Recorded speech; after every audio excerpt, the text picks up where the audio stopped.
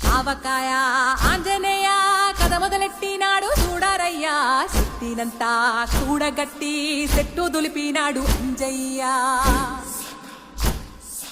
ఎర్ర ఛాయ కోతి అవతార వెంటమాయ కత్తి సేత పట్టకుండా కాయ కోసినాడు కపిలయ్యా